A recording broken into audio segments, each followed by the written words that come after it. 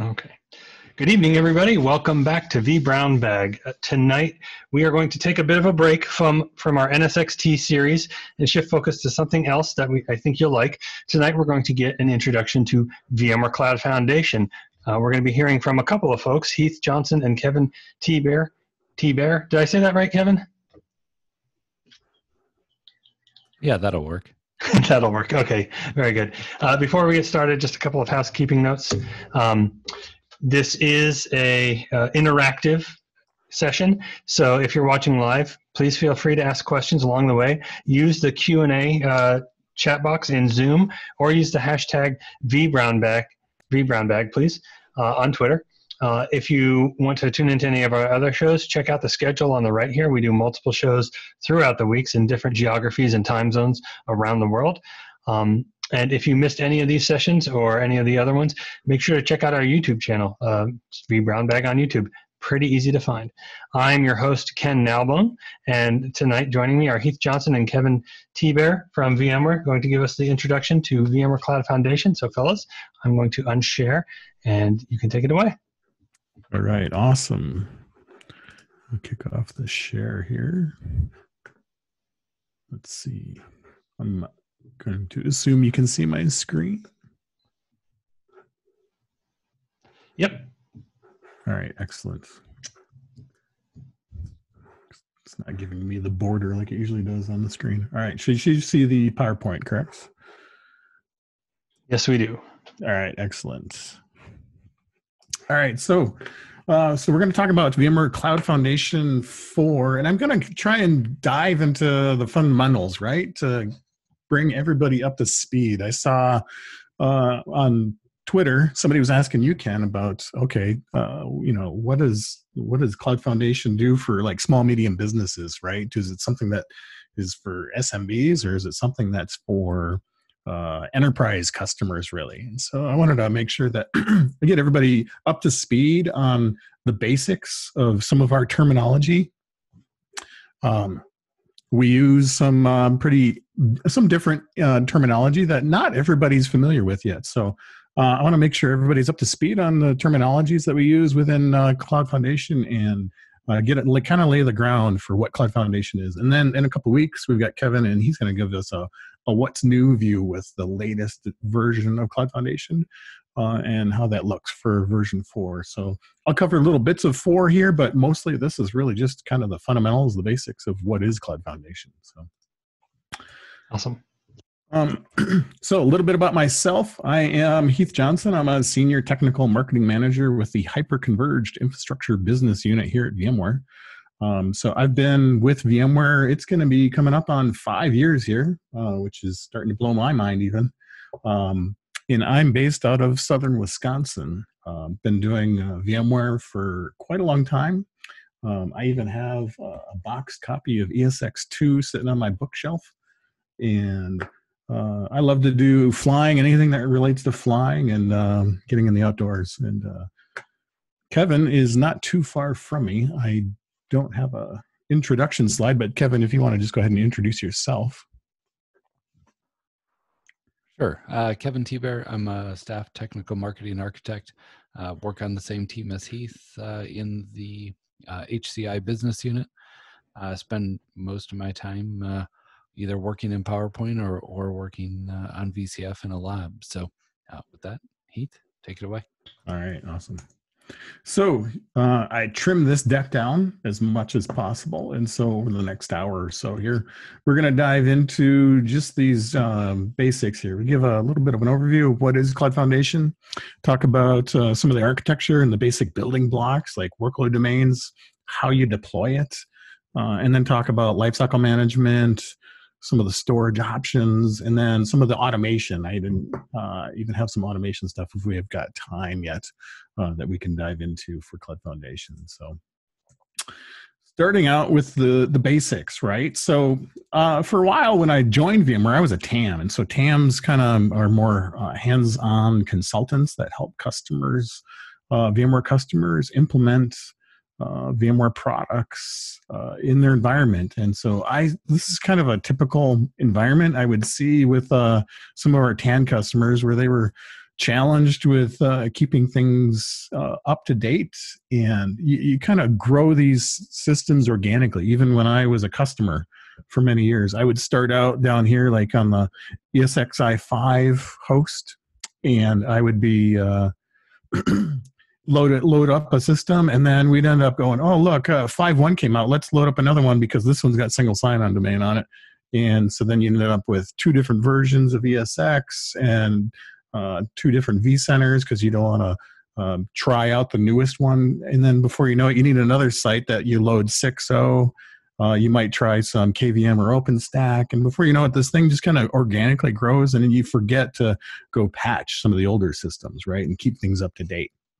And so things tend to grow organically for our customers, and over time can get out of hand. And so patching and upgrading can get difficult, and maintaining systems like this can get difficult. And each one of these ends up with different settings. You can kind of see some have high availability, some have DRS or fault tolerance, or different cluster settings. And so there's no consistency amongst all these different sites. They're all unique snowflakes within each individual system. And so we see a lot of different individual snowflakes across different customers, right? So diving into this, I even have some customer data, right? I've shown this these slides a couple times where this was one customer that has 10 different versions of vSphere in their, or ESX in their environment. Let's just say that when you have this many versions of ESX, things don't always run smoothly, especially when VMs vMotion between hosts and it's different versions like this. All of a sudden, some business application just stops working and you're not sure why. So being able to make sure that you have a solid, consistent environment is really, really important. And so then we also have patching, right? So some customers, as you can see here, struggled with patching anything at all. This is pretty amazing to show the solid uptime of this ESXi host, 1,100 or 1,965 days of uptime. But that's a major security problem, and so we want to make sure that our customers are being able to do patching, upgrading, and creating a solid, consistent environment across all their hosts. And so when you kind of look at all those different things, on top of that, our customers love to have things just really easy to use. So I don't know that everybody out there that's watching this has ever deployed a public cloud infrastructure, but it's as easy as being able to go to a website, swipe your virtual credit card, right? And you can purchase cloud capacity and get actual access to physical resources within a few hours. You still have to configure the networking and in different settings for your specific environment so that it works with your business applications. But it's really, really easy to do. And so that simplicity is what drives our customers towards what we're saying. They love the cloud experience. But there's 3 laws to public cloud where customers really love that public cloud experience. And these 3 laws are the laws of physics. And so speed of light being the speed of light, you can't always make things go any faster than the speed of light. So sometimes your end users need to be close to the business application. And so you need to have that proximity of being able to be close to the business application. And so that cloud has to be close to where the end users are. Some customers have discovered that public clouds are expensive, right? It costs money. And then there's also things like laws of the land that also may or prevent you from being in a specific cloud. So things like GDPR, or the European business rules, dictate that the data of a customer can never leave its borders, right, where that customer resides. And so those 3 laws of cloud have kind of driven customers back towards an on-premises cloud experience. They want to go back to their own private data center. And so that's where VMware Cloud Foundation starts to come in. So we're trying to provide this standardized architecture. That's that full stack approach of all the things that you'd see in the public cloud. So we're providing compute, storage, networking, management, and making sure this is a solid, tested, and validated environment. So when we looked at the customer struggle slide, we can see all the different Snowflake versions. And so we make sure that all our customers, when you're deploying Cloud Foundation, are deploying a tested and validated environment. So when you call for support, you say, I have Cloud Foundation, support knows exactly what is within the environment and how the architecture looks. And then we're trying to provide that simplified user experience to make it cloud-like. So you can just click on a few things and deploy infrastructure quickly and easily. And then we're making sure it's all secure from the very beginning as much as possible.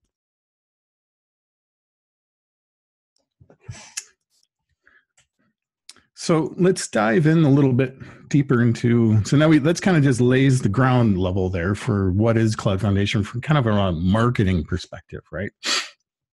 Let's take a look at what it takes to deploy Cloud Foundation, right? So when we look at deploying Cloud Foundation, it's a greenfield only installation. So we can't take in an existing customer's environment and automatically just absorb it and turn it into Cloud Foundation. We're looking to deploy this solid, consistent infrastructure.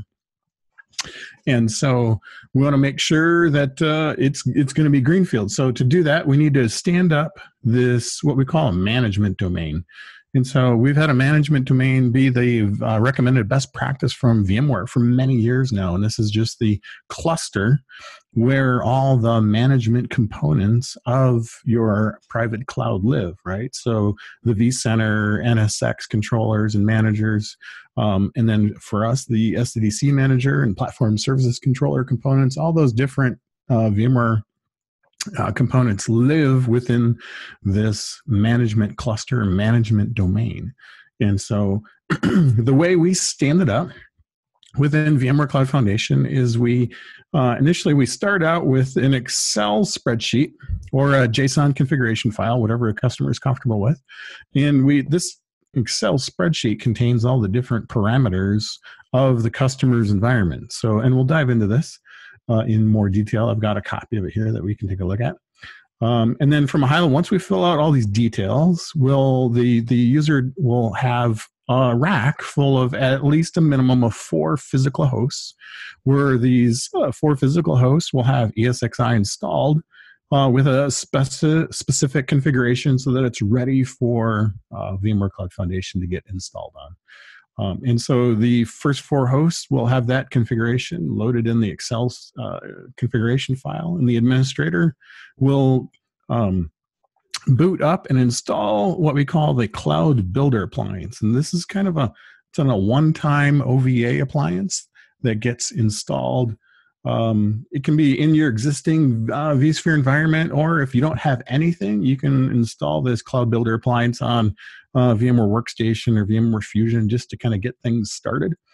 And so this appliance sits and connects on the same VLAN to these 4 ESXi hosts, where you got the top rack switches and VLANs all trunked and configured in for what's necessary to deploy Cloud Foundation.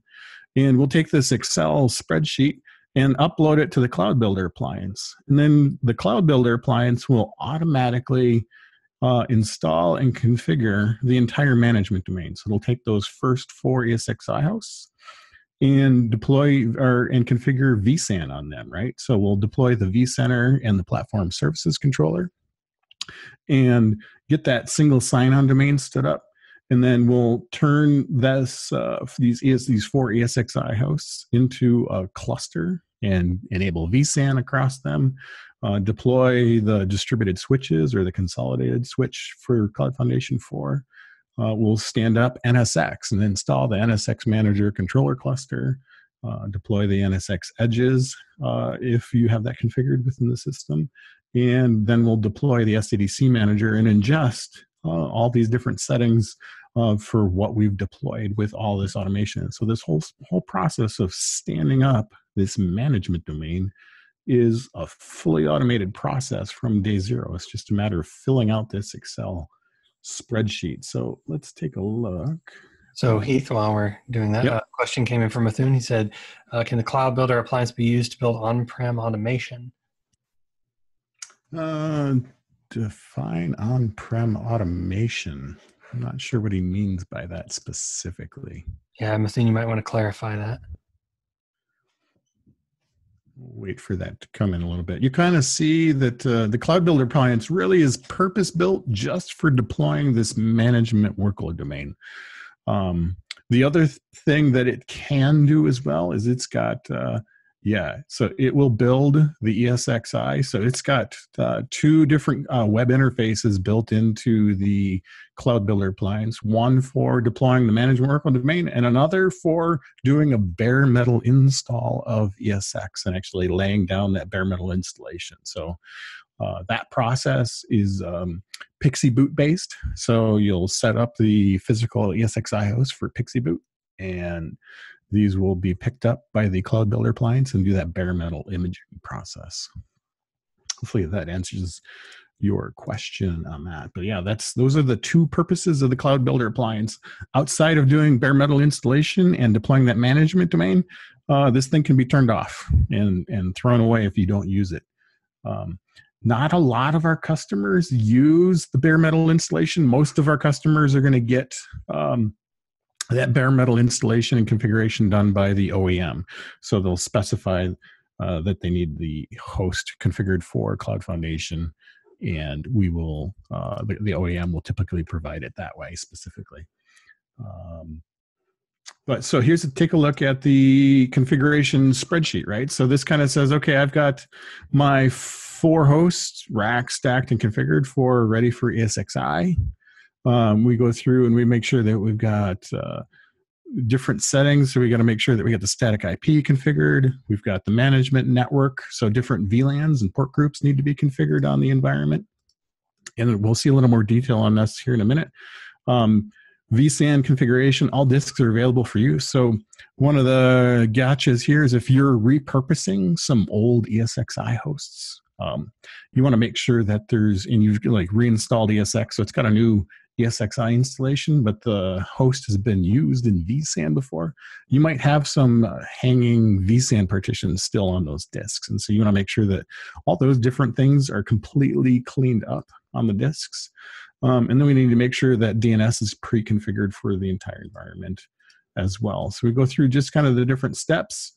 And then this whole part of the spreadsheet here, going to the next tab, kind of gives us an idea of what's included in the management domain. And so then we need all the different license keys, right? So the license keys for ESX, vSAN, the vCenter server, and then the NSX keys, and the SDC Manager appliance key. So enter all the license keys, and you can enter in all the different CPU and storage capacities here, and this kind of help run some calculations of what's needed, how it's going to get utilized within the environment. Kind of handy for a lot of our customers.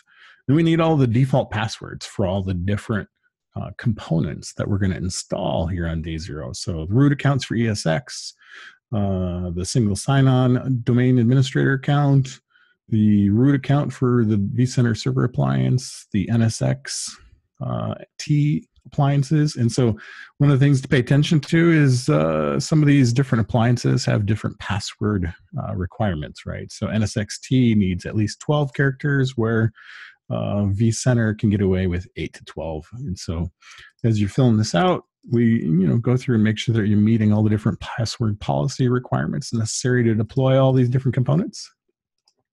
From there, we get on to looking at the hosts within VMware Cloud Foundation. And so we need to know what VLANs we're going to deploy all this stuff on. So when we take a look at, we've got the management VLAN. So by default, this is all comes kind of pre-configured a little bit, so you have an idea of what to fill in exactly.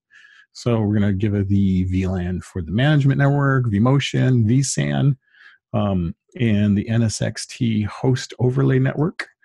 And then we've got some NSX Edge configurations as well. And this is kind of an optional component for deploying what we call application virtual networks as well. So then you can see here's those first 4 ESXi hosts, those specific IPs for all of those.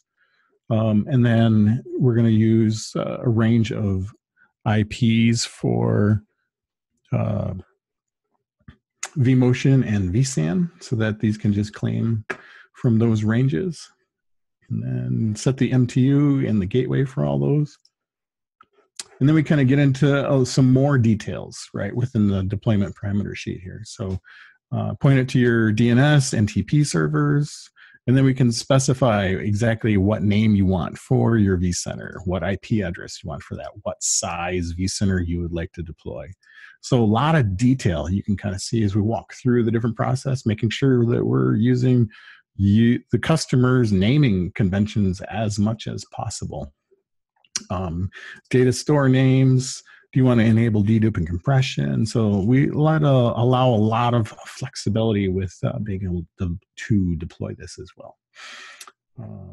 And so this kind of gives a high-level overview of the deployment parameter sheet of what we need to lay down that management domain. It's like we were saying, once you fill this completely out, we upload that to the cloud builder, and then that deploys the management domain within the environment. So that kind of gives us our day zero installation. So let's take a look. I've got a demo here of what that bring up process looks like. And if you got any questions about the deployment sheet or anything else as we go along, just feel free to drop those in the Q&A. So here we're going to load the user interface for the Cloud Builder appliance and log into it.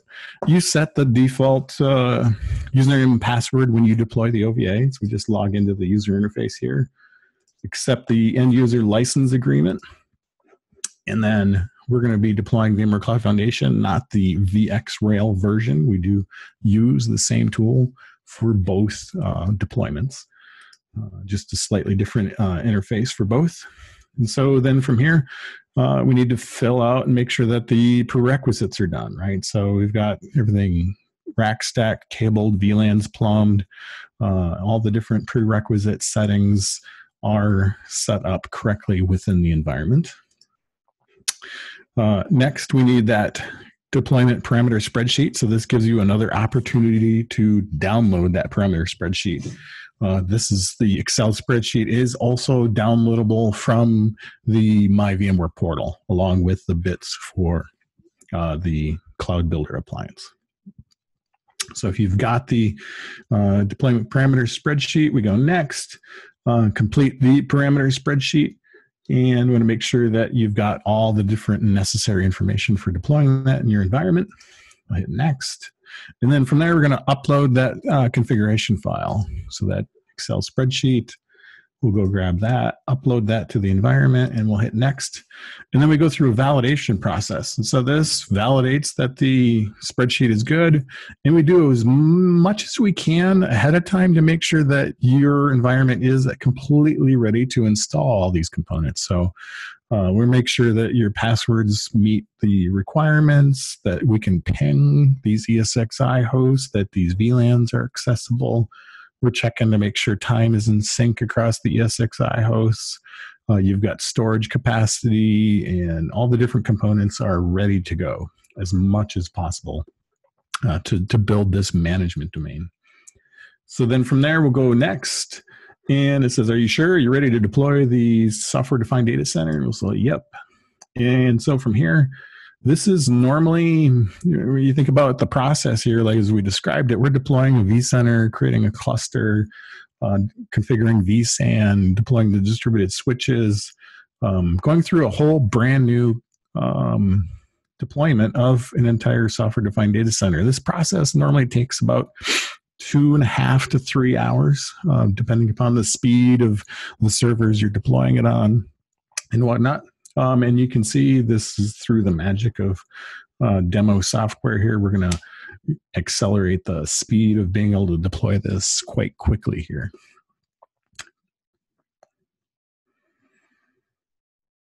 And there we go. So now we've completely deployed that management workload domain. And so we'll go launch the SDC Manager here and connect to it.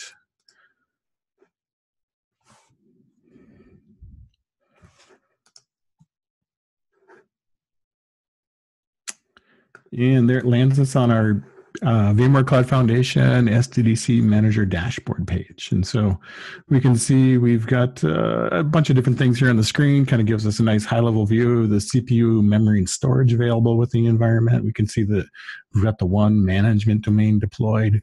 It's running on all hybrid hosts, right? So it's got a mix of spinning disk and flash disks or SSD disks as well.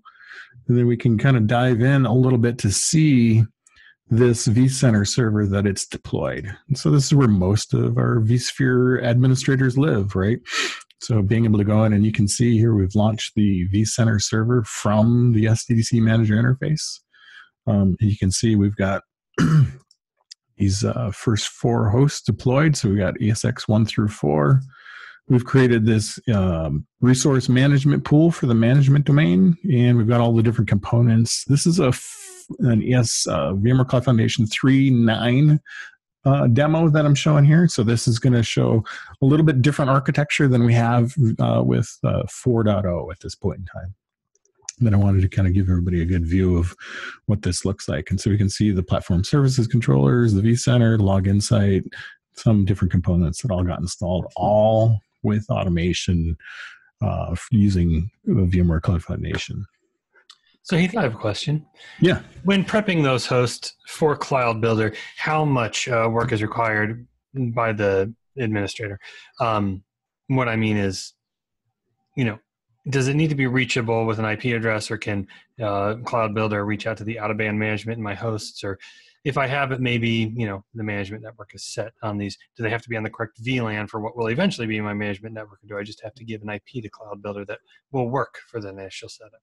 So here's a good checklist, right? So we need to have ESXi installed on it, obviously. We need to have vSAN compatible hardware for this management domain. So when we stand this, when the stand up the management domain, vSAN is required. And so this needs to be vSAN compliant, like it says here. It's got to be part of that vSAN hardware compatibility list so that we're running on certified vSAN compatible hardware. It needs to have 2 physical NICs attached to it and the default standard switch, right? And we're looking for the minimum of 10 gigs. Network connectivity is what we recommend at the most. Make sure all the hardware drivers and firmware versions are up to speed. ESXi is installed. SSH and syslog are enabled on the host. This is not a default setting, right? Normally ESXi comes with this locked down and not enabled. We need this enabled so that we can do this automation to deploy VMware Cloud Foundation on it. DNS, forward and reverse, just like you would for deploying any vCenter. The management IP is configured on that first NIC port, so VM NIC 0. Trying to see if we call it anything else specific here. Standard switch, default uplinks, hardware partitions. Yeah, so I called out a little bit earlier about those, making sure if you're reusing any hosts, make sure that any old partitions are deleted and clear. And then the required network pool. So network pool is already configured for you during the bring up process. That's part of that parameter spreadsheet. And ensure the hosts used for vSAN workload manager should vSAN enabled network pool. That's specific for this commission host process.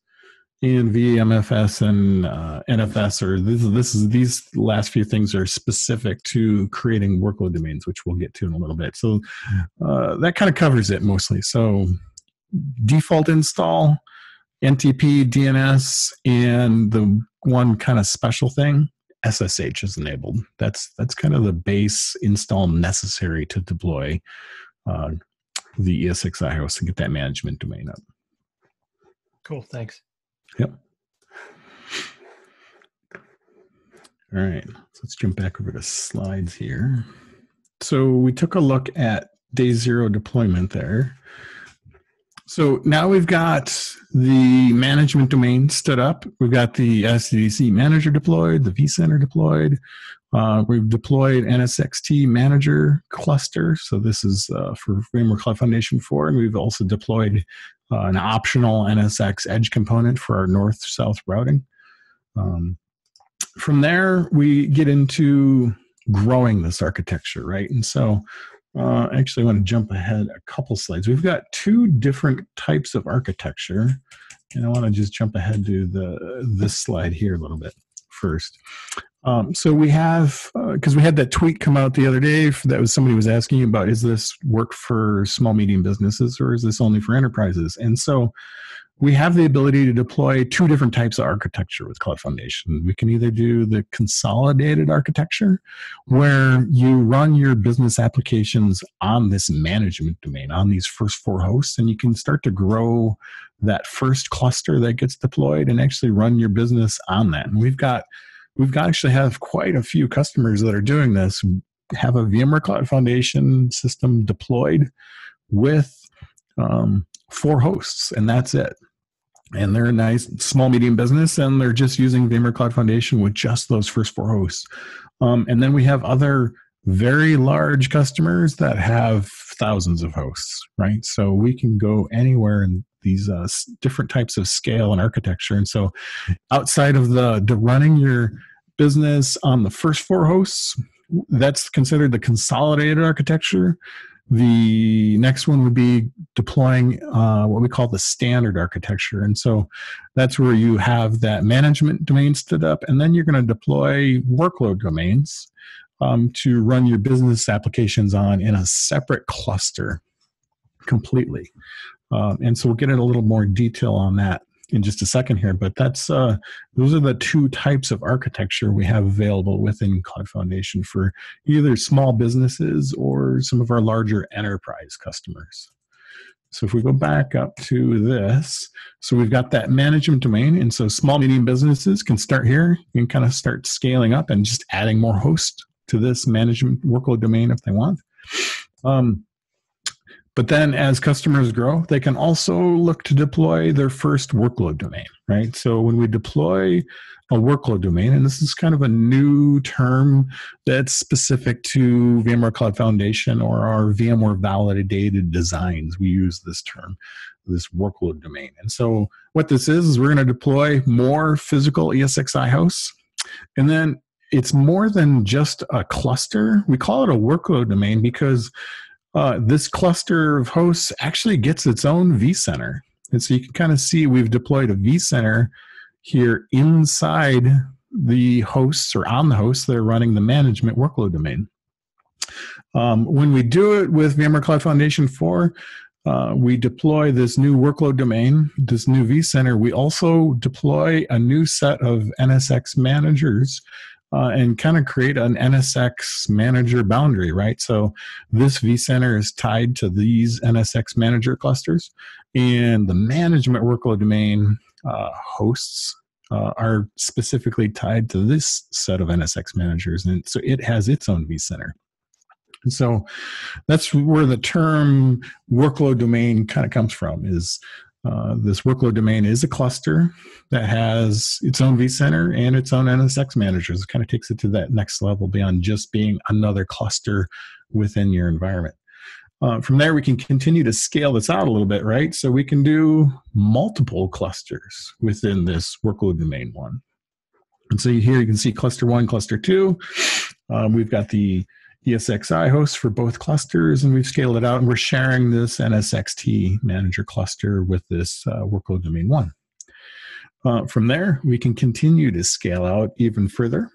So we can add a whole nother workload domain for another type of business application, and we have the choice then when we deploy another workload domain of creating another NSX manager boundary. And so we can either use the existing NSX managers or deploy a whole nother set depending upon your business application needs. So lots of choice and flexibility here. And then we can see, let's quote it again. Here we've deployed workload domain 3.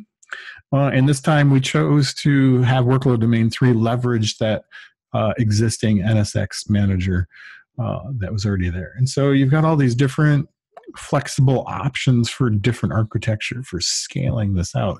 And this is kind of what it looks like a little bit for how those business applications would look, right? So you've got the Linux application cluster, the DevOps cluster, and then we created a whole nother workload domain for our Horizon virtual desktops. And then another workload domain specifically for the Windows business applications. And so you have the ability to create these boundaries for your business applications and allow them to have, say, the Windows and the VDI guys can have their own NSX manager, right? And they actually control their software-defined networking infrastructure themselves. and be separated from the Linux admins. We all know that the Windows admins and the Linux admins probably don't always get along, right?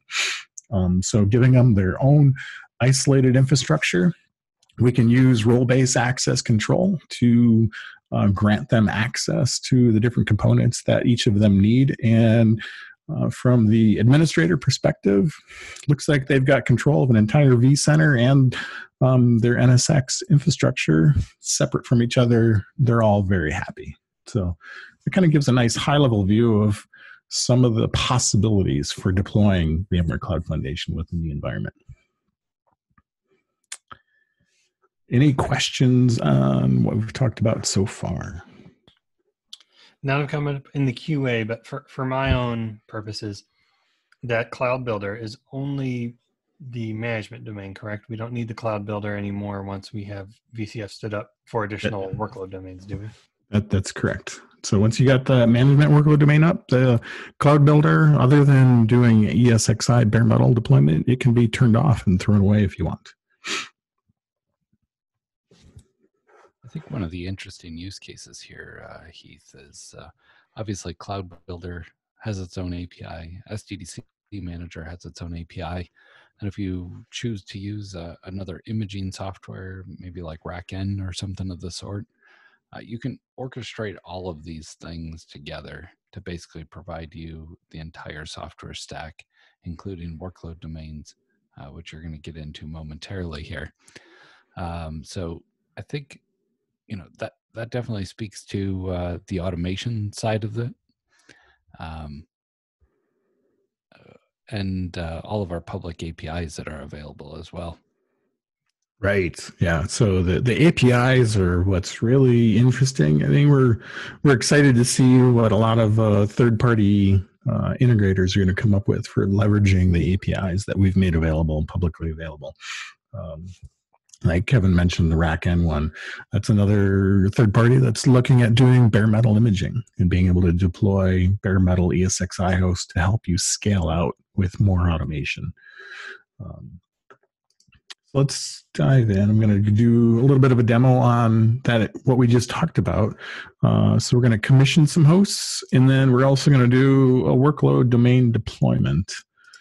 Just so you can kind of see what does this look like from the Cloud Foundation user interface perspective. So here we've got the Cloud Foundation SDC Manager Dashboard page. We've got that single management domain deployed that we kind of started out with here. We'll go into inventory, take a look at hosts.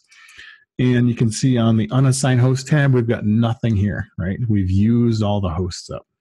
So we need to commission some more hosts. So at this point, when you are commissioning hosts, you have already rack, stack, cabled, powered them on, loaded ESX, and followed this specific checklist that we've already talked about for preparing to deploy more ESXi hosts and grow your environment.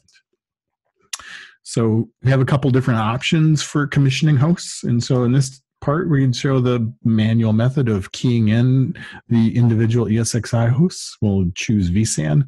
We have the ability to deploy on, when we add a workload domain, we have the option to deploy on vSAN, NFS, or VMFS on Fiber Channel.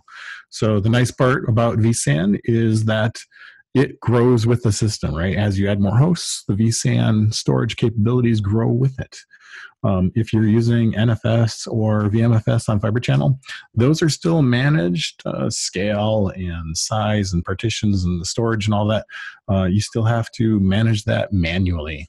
But from deploying this from VMware Cloud Foundation, choosing the vSAN allows us to be able to do scaling out automatically. It grows as you add more ESXi hosts. And so it has the most automation capability when we use the vSAN storage, but we do have the flexibility. We've got a lot of customers that still have leveraged and love their Fiber Channel storage or their NFS storage. And so we have the flexibility to deploy workload domains. Like I said earlier, that management domain requires vSAN to get stood up. It's just how we've created the automation.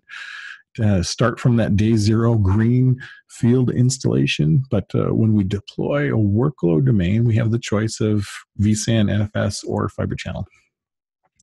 Next, we have the network pool that we're going to select from. This is the network IP address range that we're using for the management domain and the vSAN and some of the other different components. And so this is just making sure that we're attaching to the right network segments.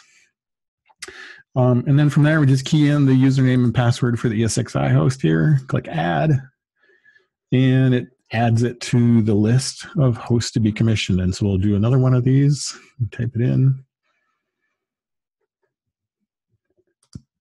click Add, and then from there, we'll confirm the fingerprint on these hosts and just validate them, right? And so the automation just kind of goes through and says, and actually logs in and checks, we've got SSH turned on. So it actually logs in over SSH, checks the username and password, make sure that time is in sync, NTP is in sync, and it's ready to go. And then from there, we'll commission these 2 new ESXi hosts.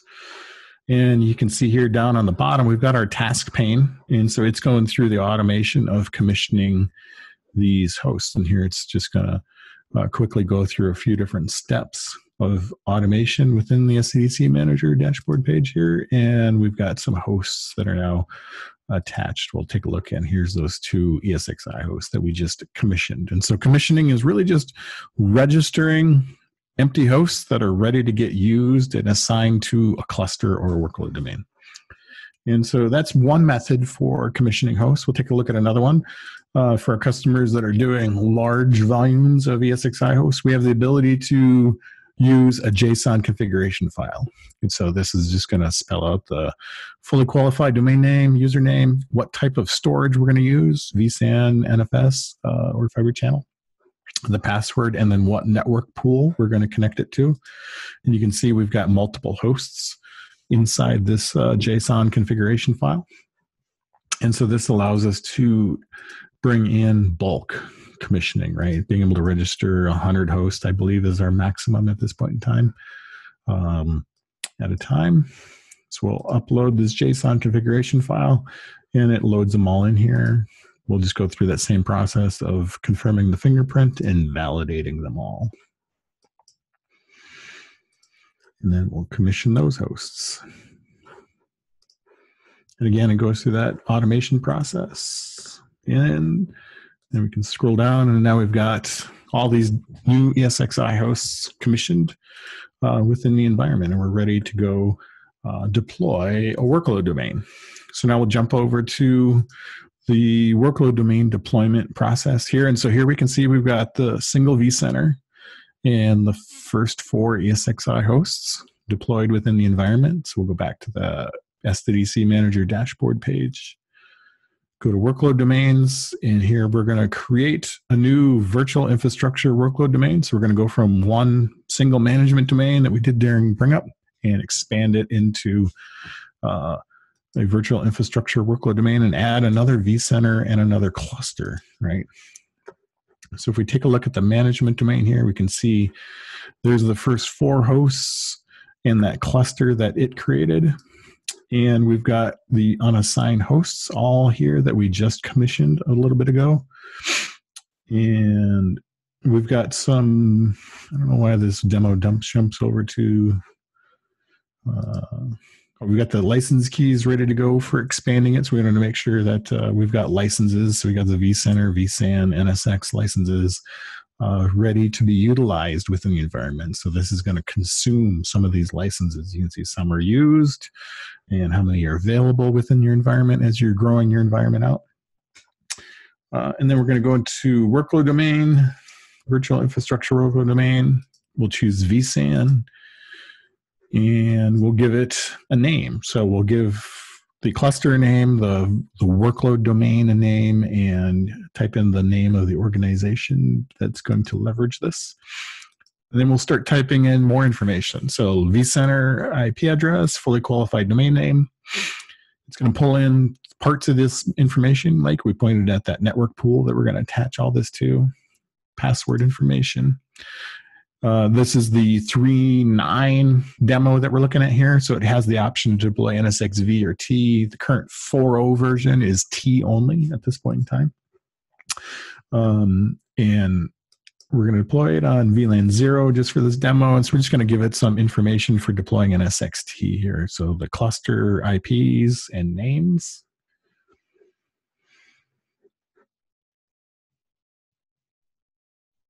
You type fast. It's amazing. And I'm in silent typing too. And I never make a mistake. From there, we've got the vSAN storage type, right? So how many failures to tolerate, 1, 0, or 2 within the environment? We default to 1 at a minimum. And do you want to enable dedupe and compression within the vSAN storage that we're deploying against? And then here's those physical hosts that we've have in the unassigned or unused ESXi host pool. So we'll select the ESXi hosts that we're going to use. Grab the license keys we're going to use. So NSXT, vSAN, and vSphere license keys will all get consumed during this process. And then we're going to look at the naming conventions that it's going to use for everything. And review all the settings that have been entered for everything we've gone through in this wizard. We'll hit finish. And then from there, it goes through an entire series of automation again, right? So we're going to create this new virtual workload domain. And if we take a look at all the details here, right? So this gives you an idea of all the different automation steps. When I was a customer going through the process of deploying a brand new vCenter, configuring NSX, doing the SXI hosts and getting everything configured, this could take a few days. This is going to do it within a few hours, and as long as the data you entered in that wizard is error-free, this deployment will be error-free as well. And so it really kind of shows the value of how, when we talked about early on, being able to stamp out consistent architecture and installation over and over and over again. Think about being able to deploy workload domain 1, and you're like, I need some, we bought a new business application. We're going to deploy workload domain 2. It's going to use this automation to constantly stamp out the same environment over and over and over again with this automation, making sure that everything is accurate within the environment. You can see this list kind of just blow by, and I'll go through it again. There's almost 200 different automation steps that it just steps through and configures automatically for you. So very powerful automation for being able to deploy. We'll dive into this workload domain. Take a look at, here's this on the services tab for this workload domain. We've got the link out to the vCenter, the link out to the NSXT cluster. Here's the hosts that we selected for that workload domain and the cluster that was deployed. And then we'll jump out to the vCenter and we'll expand this out. And here you can see there's that management vCenter with the first 4 hosts, and then we've deployed this workload domain. Brand new workload domain with its own 4 hosts, all with the automation of VMware Cloud Foundation. And so going back to the SDC Manager Dashboard page, we've got the management domain, and now we can see we've got a 1 next to the VI workload domain as well. And so that kind of covers some of the basics on deploying an entire workload domain. Any questions on that? Well, I can't wait to get started. Can I just buy some hosts off of eBay and, they'll work with the VCF and with all my, license keys? I get it from vMug or vExpert or whatever.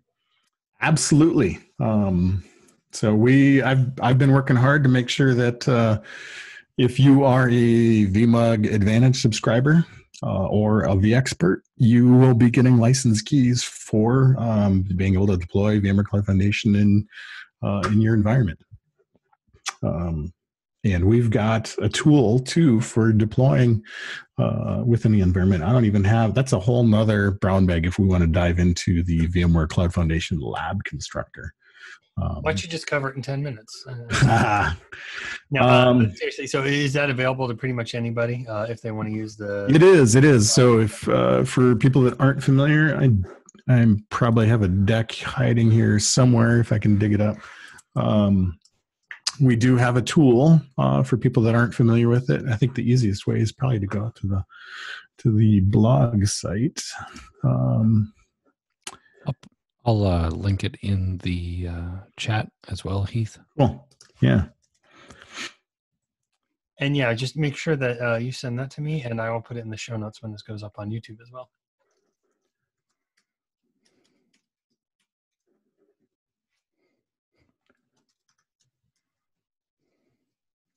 There it is. Right past it. So if you go out to the VMware blogs for VMware Cloud Foundation, I've got a 2-part blog out there right now. I'd like to expand on it when I get a chance, where I introduce what we call the VMware Cloud Foundation Lab Constructor. And so this is actually a tool that automates that entire process we saw of actually deploying an entire management domain, and it has the ability to deploy an expansion pack and deploy a workload domain all inside of a single or multiple ESXi hosts. So we'll do a whole nested installation of VMware Cloud Foundation. Super powerful tool for being able to try all this stuff out.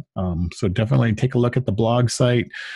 Kevin posted a link to where we can get the Cloud Foundation bits, but the blog kind of gives you a nice high-level view of how the lab constructor works and being able to deploy that within an environment.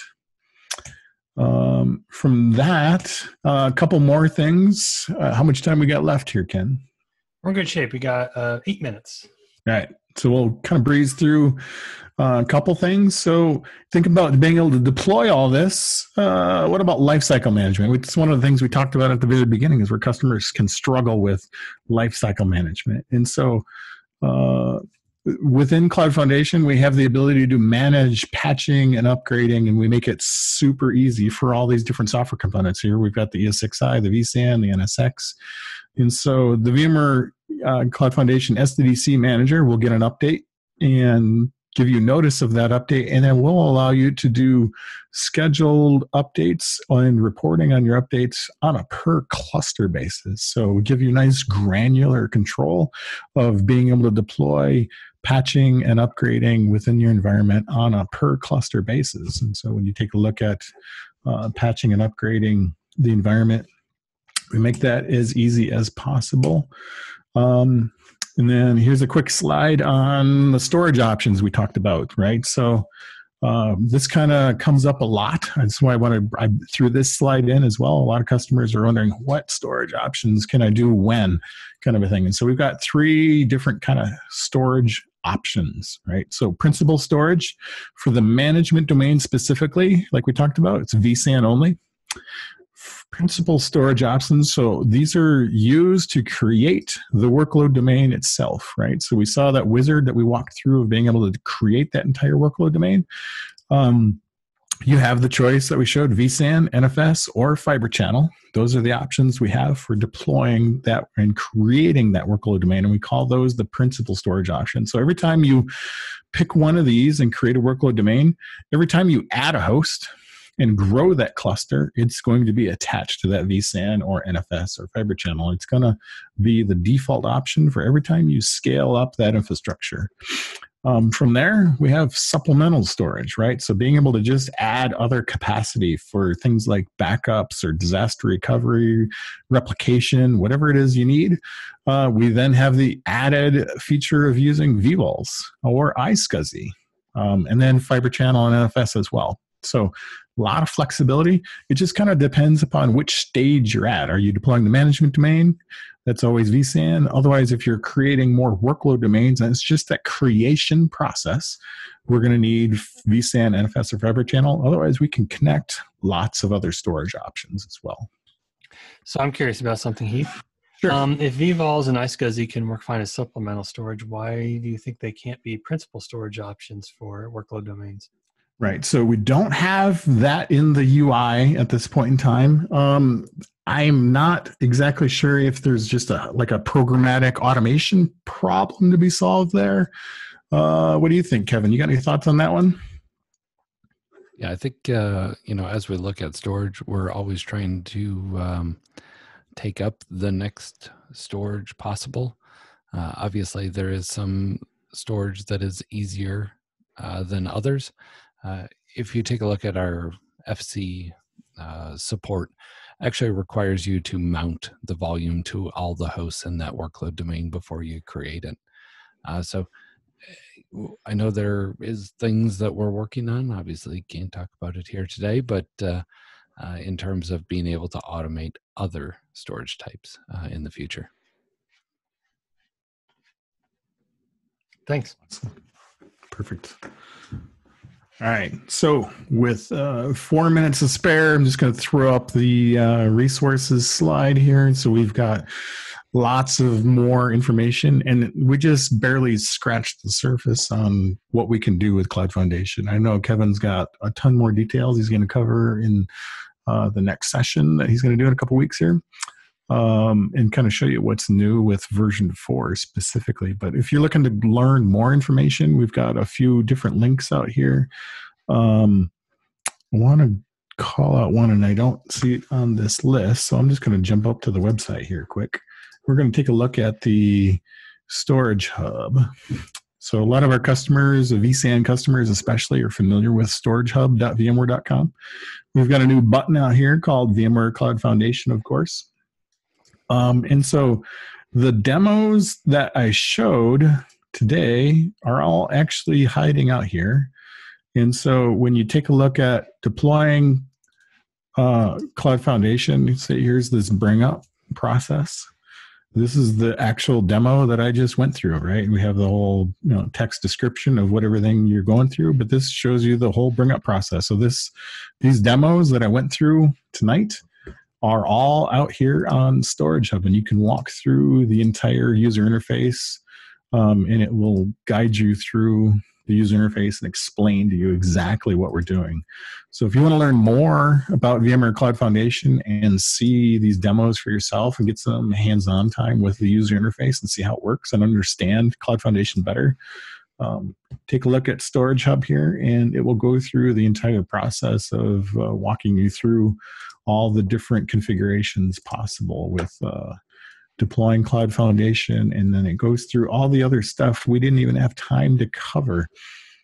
So we've got things like automation using Lifecycle Management. I got a demo for that. This one covers automation, use it for replacing all the passwords in the entire environment, changing SSL certificates, backups. I mean, you name it. We've got the ability, even like it says here, shrinking workload domains or deleting clusters.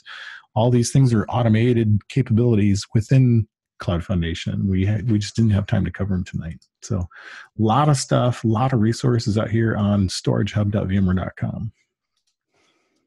Awesome. Thanks, Heath. Yeah. I'm going to pause for just a moment. If anybody has one last question, now's your chance to get it in. Otherwise, we're going to say goodnight. So going once. I mean, I can't believe, like, I can see the people out there. They got to have questions. I know who you are. You've answered every question that they have. So, you finished with 1 minute to spare. So congratulations, Heath. Awesome. And we'll be talking to you and Kevin in a couple of weeks for the next edition of VCF4, What's New. So looking forward to that. And thank you very much for presenting tonight. Really educational, really great stuff. Thanks, guys. Great. Thanks for having us. All right.